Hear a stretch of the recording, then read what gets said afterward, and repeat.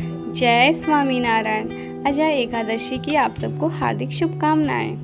भाद्रपद माह में पड़ने वाली एकादशी को अजय एकादशी कहा जाता है। इस दिन भगवान विष्णु की पूजा की जाती है और व्रत रखा जाता है।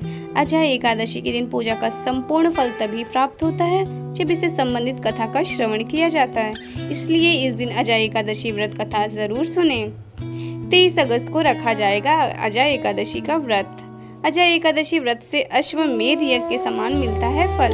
अजय एकादशी व्रत के दिन जरूर सुने राजा हरिश्चंद्र से जुड़ी कथा।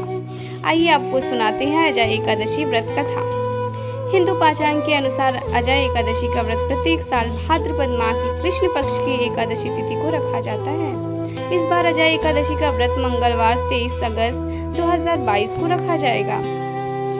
भाद्रपद माह की कृष्ण पक्ष में पड़ने वाली एकादशी को अजय एकादशी के नाम से जाना जाता है। मान्यता है कि अजय एकादशी का व्रत रखने और पूजन करने से अश्वमेध यज्ञ के समान पुण्य फल की प्राप्ति होती है। साथ ही अजय एकादशी के दिन पूजन के समय व्रत कथा सुनने से पूजा सफल होती है और व्यक्ति को पापों से मुक्ति मिलती है। इसलिए यह व्रत अत्यंत फलदायी माना जाता है। जानते हैं अजय एकादशी की व्रत कथा और इसके महत्व के बारे में। कथा के अनुसार अयोध्या में चक्रवर्ती राजा हरिश्चंद्र नाम के एक राजा थे।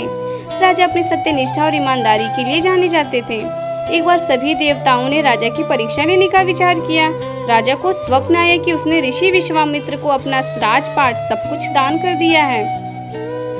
सुबह विश्वामित्र सच में उनके द्वार पर आए और कहने लगे कि तुमने स्वप्न में मुझे अपना राजपाट दान कर दिया है। राजा ने अपनी सत्य निष्ठा का पालन किया और पूरा राज्य विश्वामित्र को दे दिया।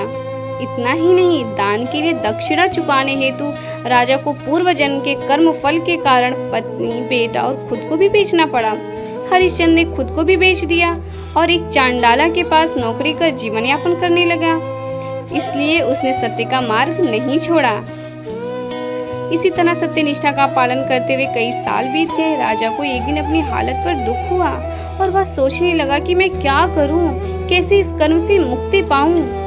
राजा इस बारे में चिंतन कर ही रहा था, तभी उसके पास गौतम ऋषि पहुंचे। राजा हरिश्चंद्र ने ऋषि को अपने दुख की व्यथा सुनाई। महर्षि गौतम को राजा की बातें सुनकर दुख हुआ।